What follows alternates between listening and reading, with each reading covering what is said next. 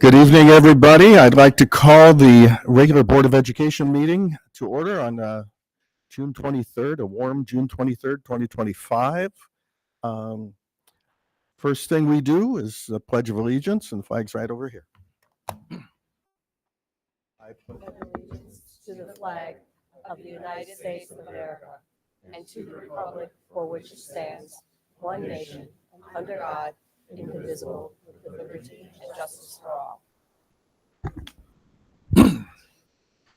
Okay, can we have a roll call, please, Carol? Nina Austin. Here. Jim Batson. Here. Raul Deschmuck. Here. Doug Legal. Lisa Hessel. Here.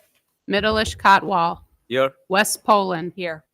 Okay, we have a quorum. We notice Doug Legal's out, but we'll look forward to him returning next month. Going to review the agenda real quickly. Under communications, we'll have some student recognition. Got quite a few students here. Invitation for public comment. I don't believe we have options for a teacher union and a ESP union report, but I don't believe anyone's going to be here for that. We'll see. We'll give them the opportunity. FOIA requests, superintendent report. Then we have a consent vote agenda. These are things reviewed earlier in the month during our committee meetings. We have a few action items, review of closed session meetings. This happens every 6 months, approximately. We have payment of our member dues to approve, employment of employees, some educational tour requests, approving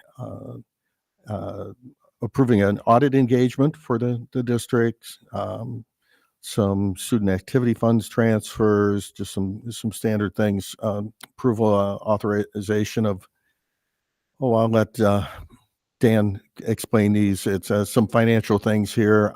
Adoption of the FY26 budget, which is always exciting. And then we have some board policies for a first reading and an operational expenditure report. Have an opportunity for board comments and events. Not too sure who, it's the summer, so there's not a lot going on. I don't really have anything from the IASB, anything from CEDAW. Okay, we'll have a little quick CEDAW report, and then that should do it. So let's get into the agenda. First on the agenda is student recognition. Very exciting student recognition.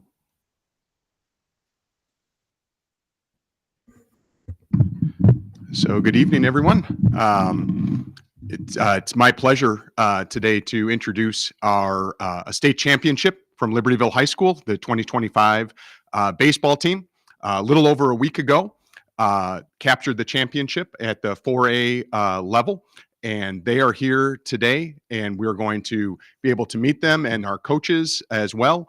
And it's just been wonderful since that time, since that happened. All this really transpired after school ended. So really all this has happened, the championship happened 3 weeks after the school year ended.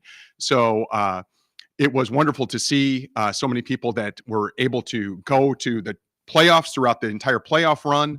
And then just this past Saturday, we had sort of a ceremony at the Libertyville Stadium to recognize the team and their wonderful accomplishments. I always say that every varsity season starts with many, many goals and one dream, and it's extremely rare sometimes for that dream to be realized, but in this case it was. And so no further introduction needed, but I'd like to bring Matt Thompson on up to talk about our state championship baseball team.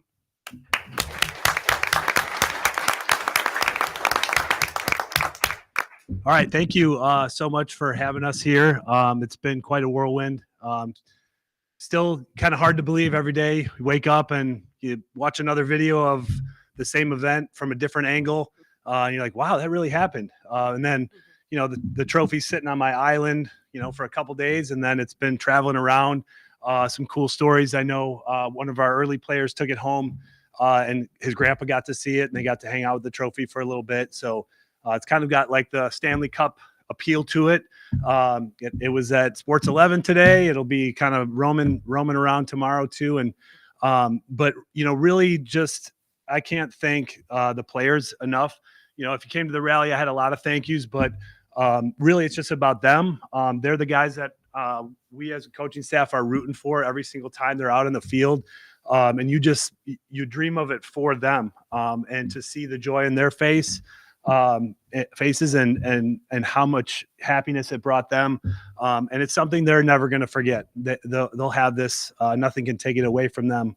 And so the coaching staff, we're really proud of them. And, excited that we got to celebrate and bring home the first state title for LHS. So that's all I got for today.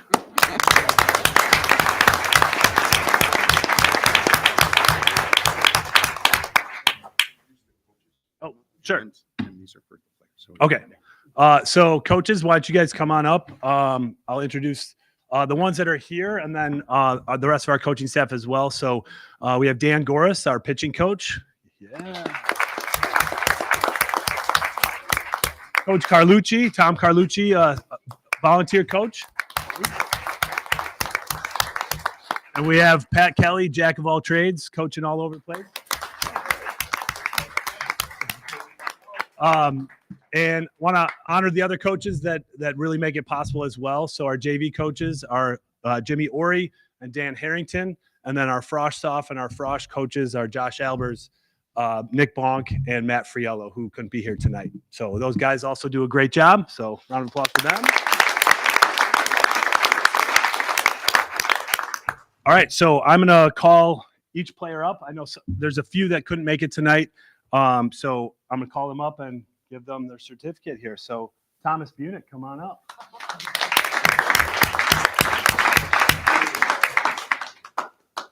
His brother is not here tonight. That's Brady Bunick. So we'll take that one. Jack Sinar.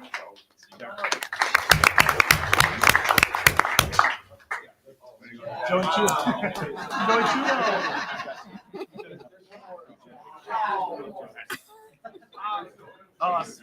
Harrison Clarkson could not be here. He actually moved the day after the championship. He's out in New York, so we'll give it to him when he comes back in July. So you want to hold on? Yeah. Nick Farmakis. Anthony Fry.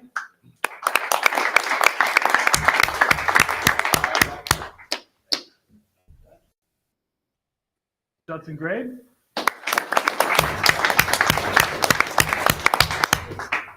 Tommy Gretz.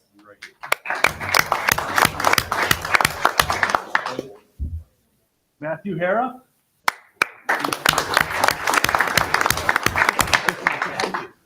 Nico Harper. Couldn't be here tonight either. Carson Holmes.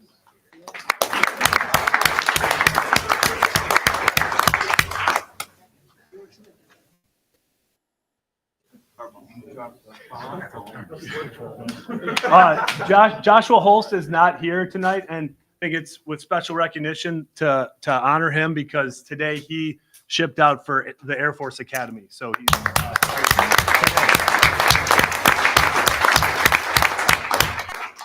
Don Dior? Yeah.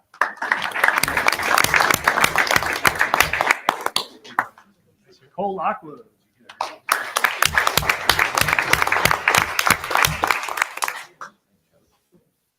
Chase Lockwood.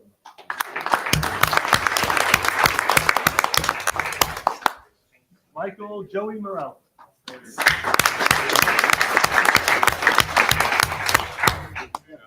Axel McKnight.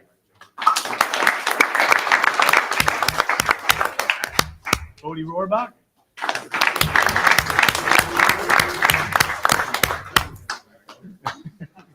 Quinn Chambo.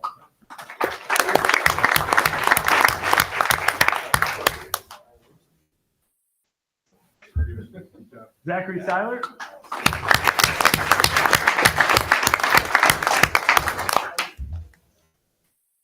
Johnny Sellers.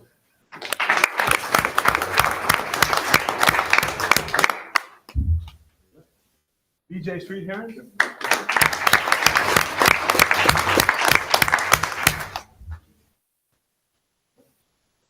Mason Schrader.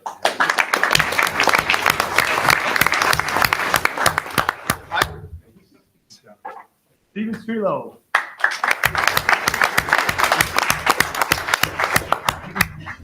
Trevor Wallace.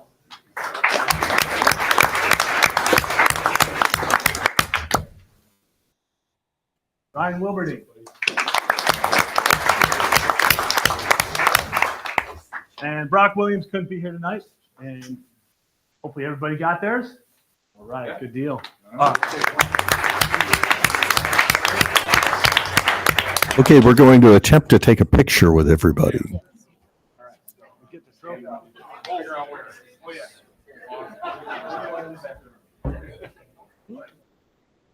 what you guys just go call guys here, and then like we'll just get down and like. This is awkward. Okay. Yes, thank you. Sides.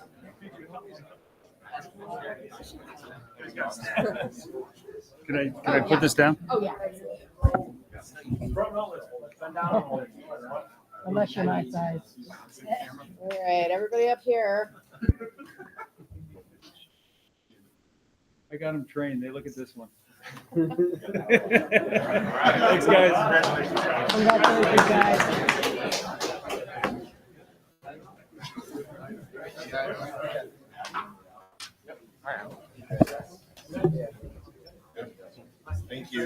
Thank you. Congratulations, everybody. Great job.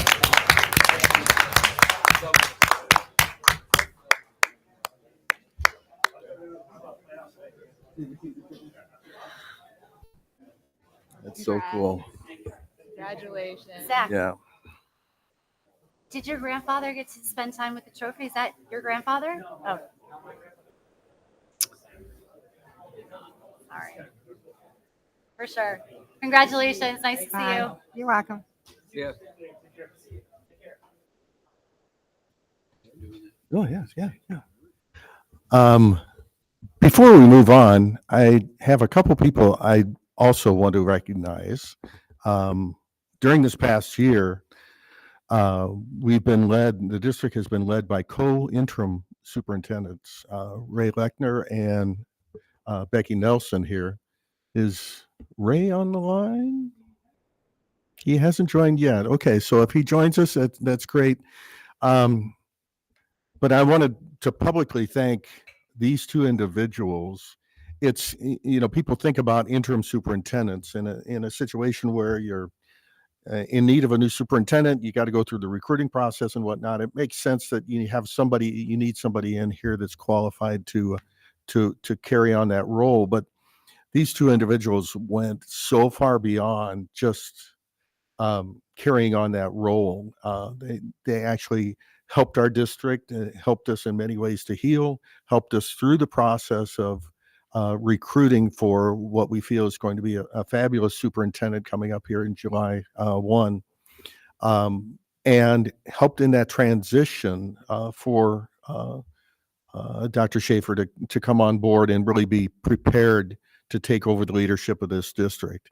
I can't thank these two folks enough. Becky is one of us. She's a local, lives in the area, and it's just been such a pleasure to work with Ray Lechner and Becky Nelson. I'd give Ray his, but he's tied up elsewhere, but we'll make sure we get that to him. But we have a little something for the two of them.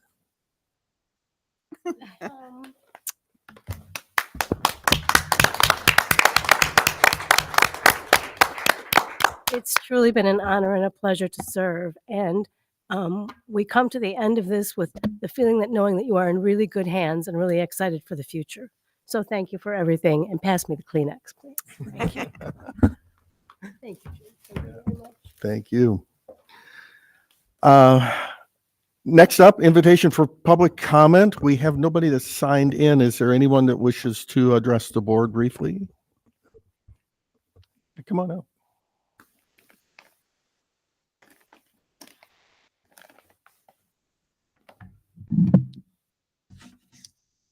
Hi, good evening.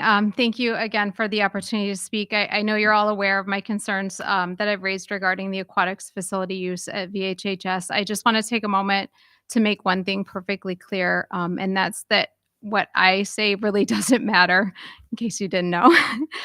What I want really also doesn't matter. I'm just a parent, I'm just a community member, and I'm not elected to the board. I didn't swear an oath of fiduciary duty to the District 128 taxpayers, and I didn't swear an oath to serve the best interest of the D128 students. So I really don't expect you to make decisions based on what I say, and I don't expect you to make decisions based on what any non-district feeder program says or wants. Or what benefits them, really. I just hope that you look to determine what's in the best interest of our district finances, our athletic programming, and equity of opportunity to support our students.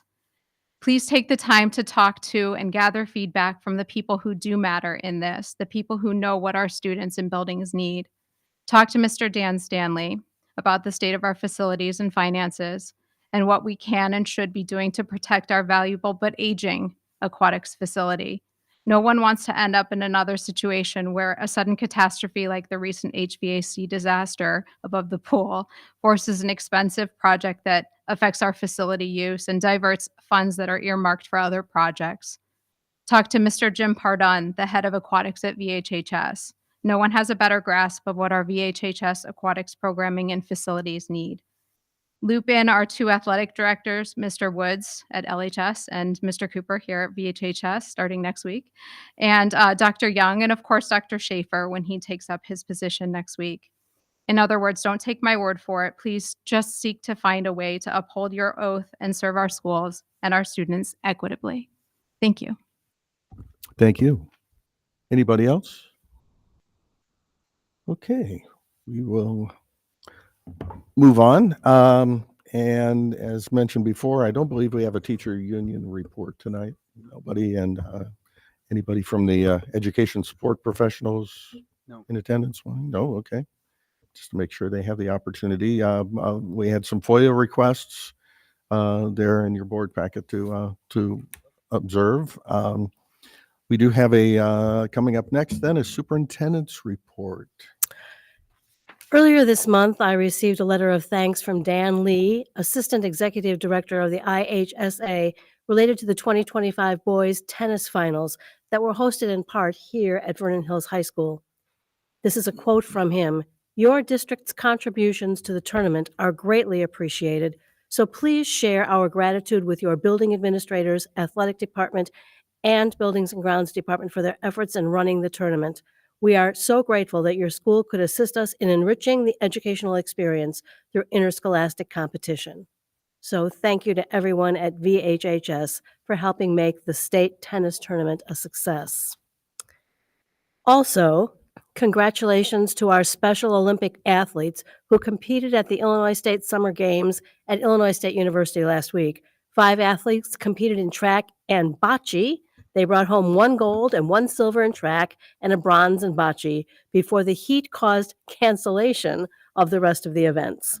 Congratulations to Elizabeth Karsten, Abi Nowaki, Richie Aaron, Chase Miller, and Max Zinder. And of course, a huge thanks to our dedicated coaches, Andy Compton, Corey Atwell, and Milena Chiotti, who reported that they could not be more proud of these amazing athletes. And finally, Ray and I would like to thank you for the opportunity of serving District 128 this year. With appreciation to Mary Toderick for the idea, to ChatGPT for some words, and to John Denver for the tune. Our time has come, the year flew by. With every step we reach the sky. Together we have grown in every way. You gave your hearts, you gave your time, each school, each child, for every time. This year has meant the world to us always. So goodbye, dear board and friends. Our time comes to an end. We'll miss you so. Thank you for the opportunity to serve District 128. And we look forward to the next chapter of this district with Dr. Schaefer. Thank you all.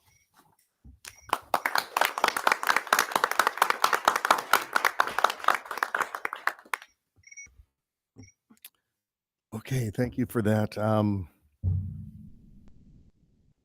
I was forewarned there was going to be a surprise there, so that's wonderful. Moving on, consent vote agenda. Things that were reviewed earlier. Can we have first of all, anyone feel the need to pull anything out of the consent vote agenda? Okay, just wanted to give that opportunity. Can we have a motion and a second, please? Hessel, I move to approve the consent vote agenda. Poland second. Okay, any discussion? Roll call, please. Austin. Aye. Batson. Aye. Deschmok. Aye. Hessel. Aye. Cotwell. Aye. Poland. Aye. Well, motion passes. Moving on for action items, we have a semi-annual review of closed session minutes. And basically what this does is every 6 months, we have to confirm that the closed session minutes should remain closed and are kept on file for that the coming 6 months. And then we do this all over again. So I need a motion and a second to that the need for confidentiality still exists for all current closed session minutes and those listed below and shall remain in the closed file. Kotwal so moved. Poland second. Any discussion? Roll call, please. Batson. Aye. Deschmok. Aye. Hessel. Aye. Cotwall. Aye. Poland. Aye. Austin. Aye. Okay, motion passes. Next on the agenda. Actually, this should be, I'm thinking committee chairs. These are coming out of the P&P.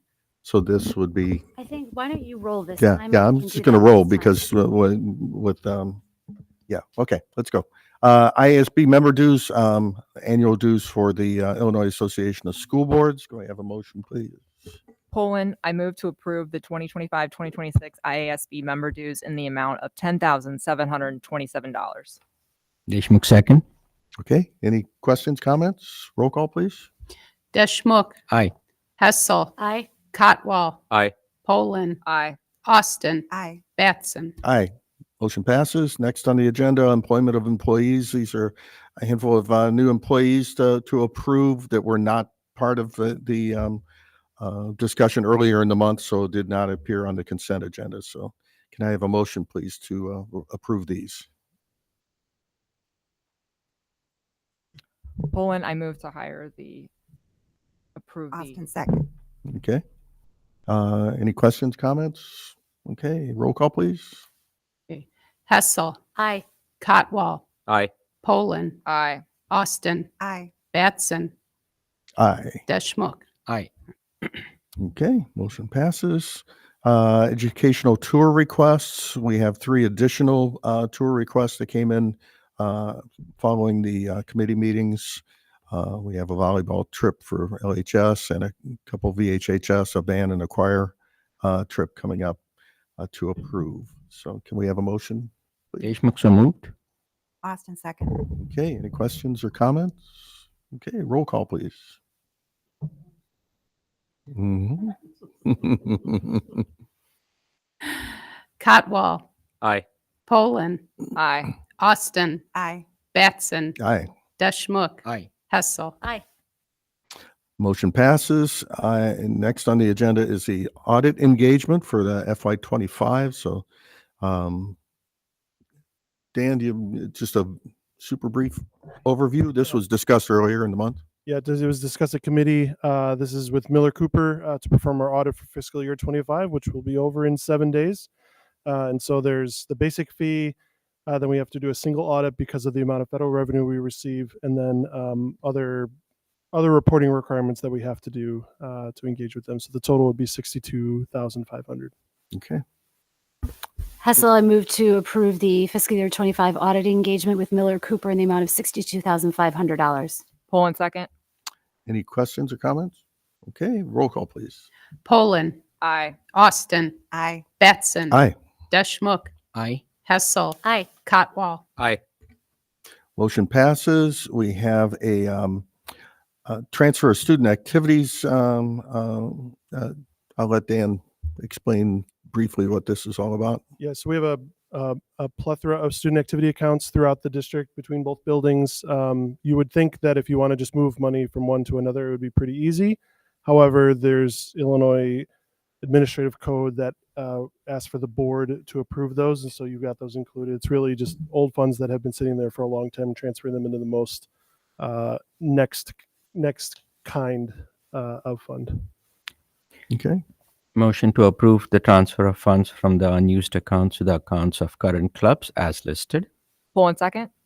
Okay. Any questions or comments? Okay. Thank you. Roll call, please. Austin. Aye. Batson. Aye. Deschmok. Aye. Hessel. Aye. Cotwall. Aye. Poland. Aye. Motion passes. The next one, I'll let Dan do a brief overview of this one as well. Yeah, this one we did not have at the FNF. I just missed it. But what this is in our board policy that we require to review and approve the list of depositories, investment managers, dealers, brokers that we work with. And so we really work with three. Libertyville Bank and Trust is our main bank for our checking accounts and other things. PMA Financial Network does some investing for us, and Fifth Third Securities does the bulk of our long-term investing. And so those are the companies we've been using. Those are the ones we would like to keep using. And this happens every year. We have to reaffirm this list. Okay. Can we have a motion, please? Poland, I move to approve the list of authorized depositories, investment managers, dealers, and brokers for Community High School District 128. Kotwal second. Okay. Any questions, comments? Roll call, please.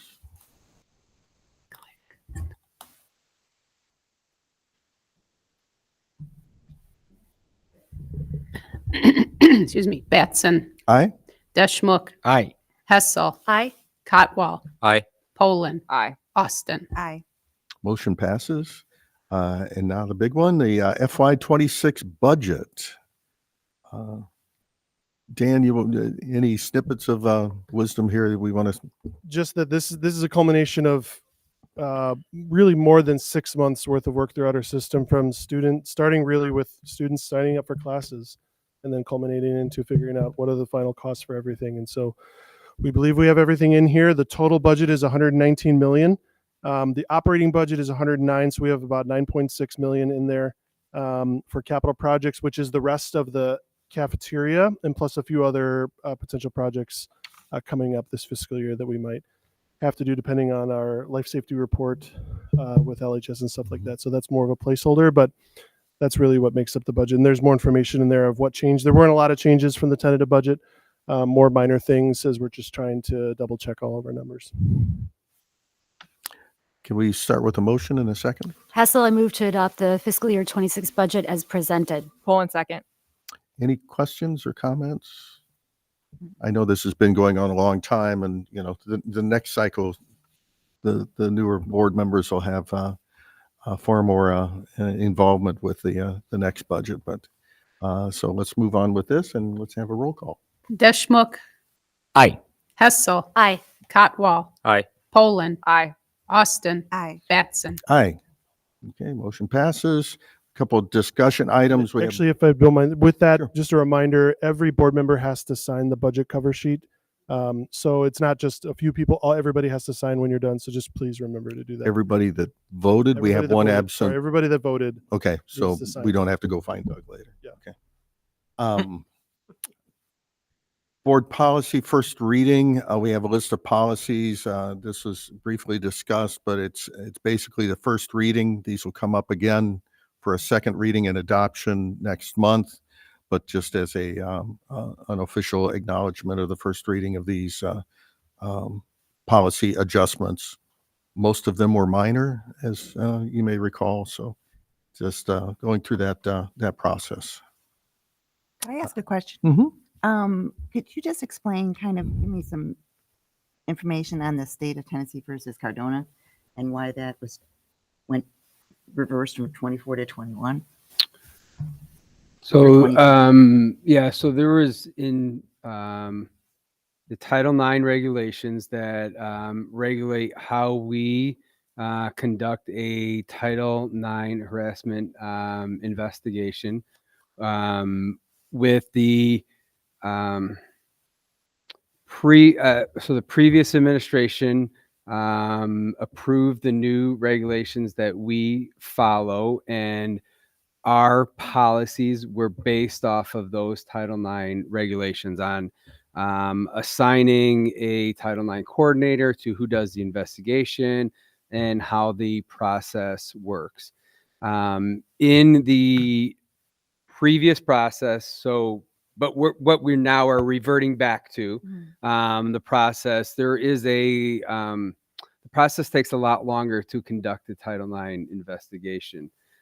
In that anyone that is involved in the investigation has to be notified in writing. There are certain people that are the only ones that could be an investigator. I'm the Title IX coordinator overseeing the investigation, and you have investigators. They then have to report their findings to normally like the principal. The principal then will make a decision on that. And then the superintendent is really the appellate. So everyone has specific roles.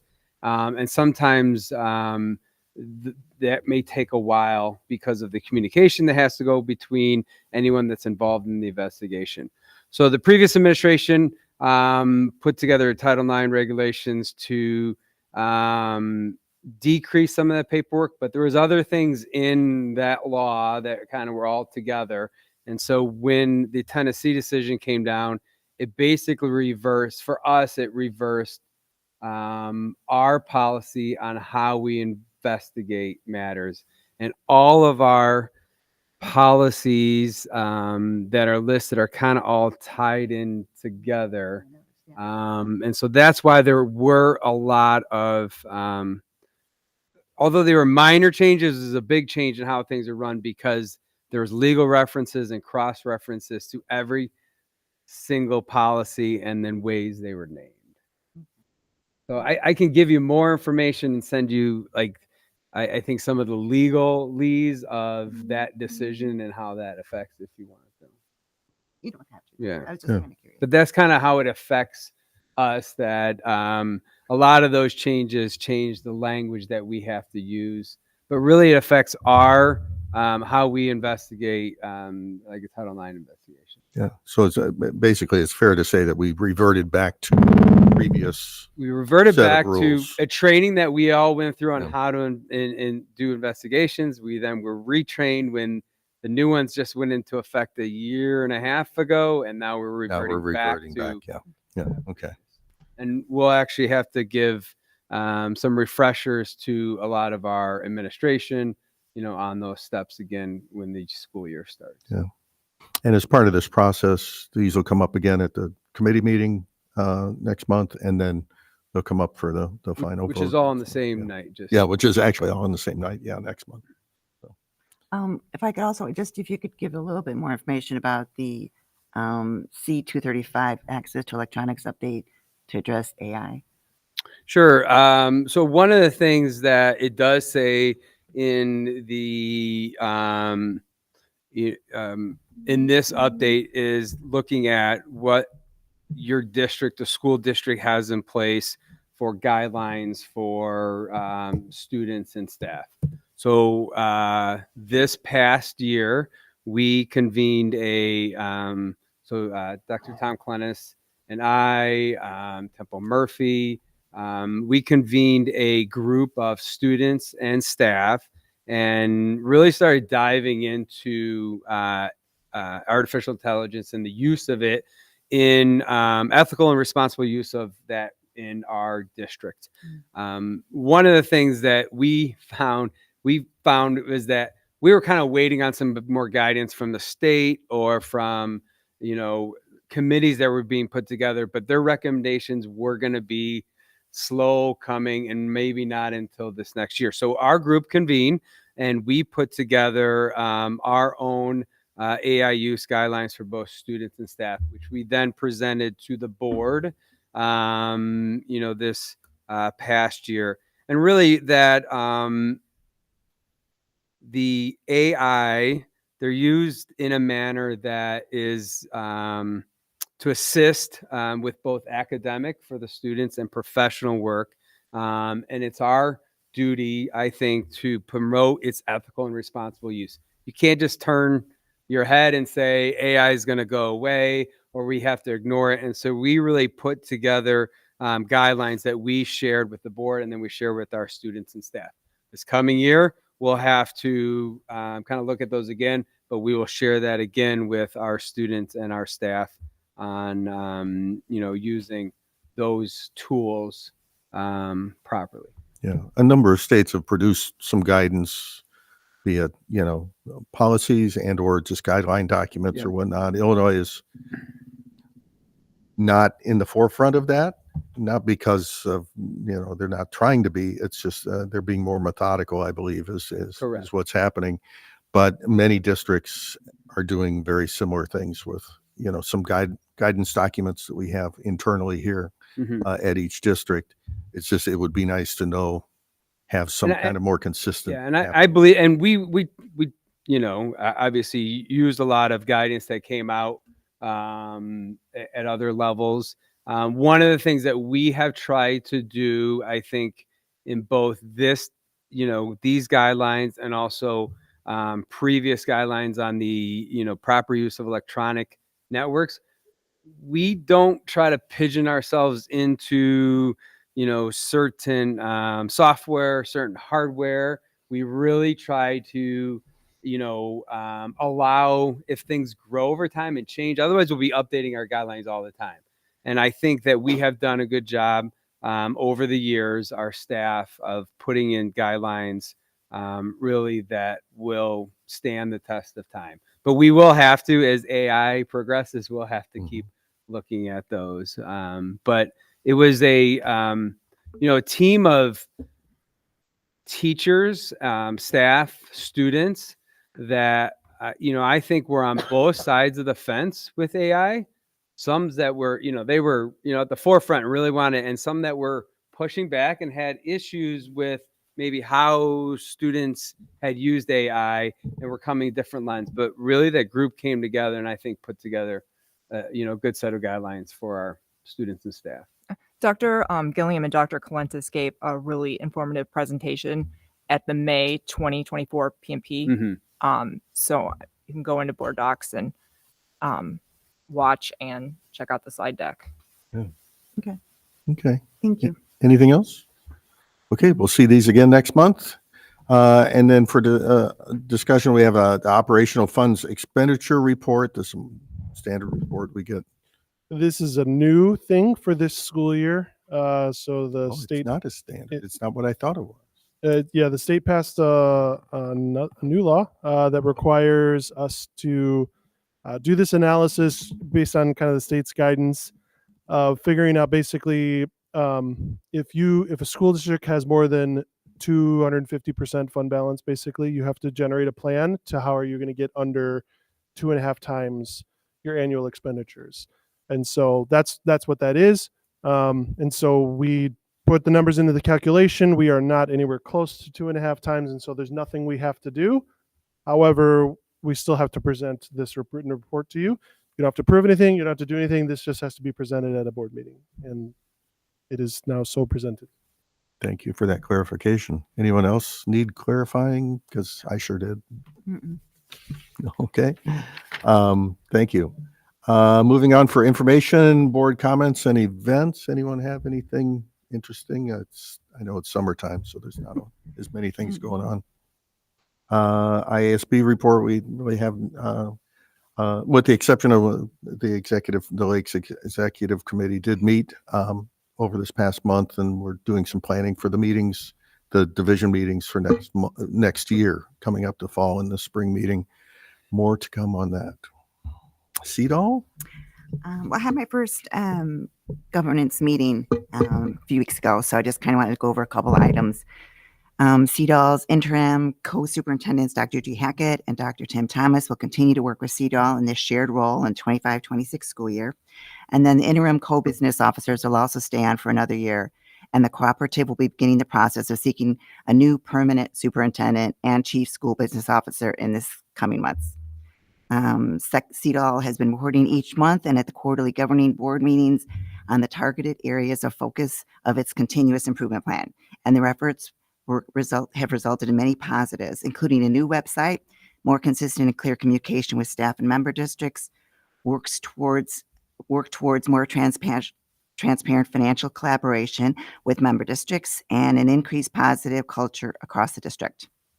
Lastly, Kara Benjamin actually shared in a recent spring board meeting that over the past 2 years, CEDAW had identified significant concerns related to cooperatives' finances and long-term financial health. While this information is not new to our community per se, the fiscal year 26 budget includes a 17% increase in tuition costs and a 9% increase in operations and maintenance funds, and a 4.4% decrease in major medical insurance costs. With member district participation, the cooperative will continue to identify ways to sustainable financial practices this summer and in the coming year, which will likely result in recommendations or changes to the joint articles of agreement in the coming year.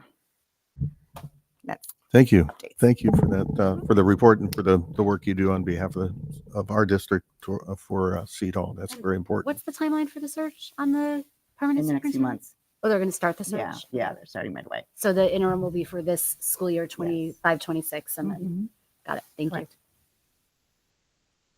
Any other questions or comments?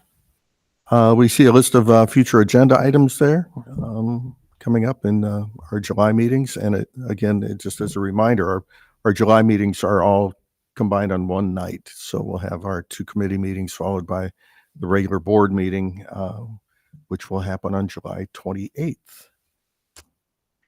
So anything else for the good of the order?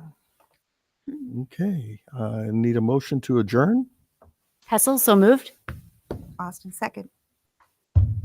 Just need a voice vote, right? All in favor? Aye. Aye. Any opposed? No. Okay. Meeting adjourned.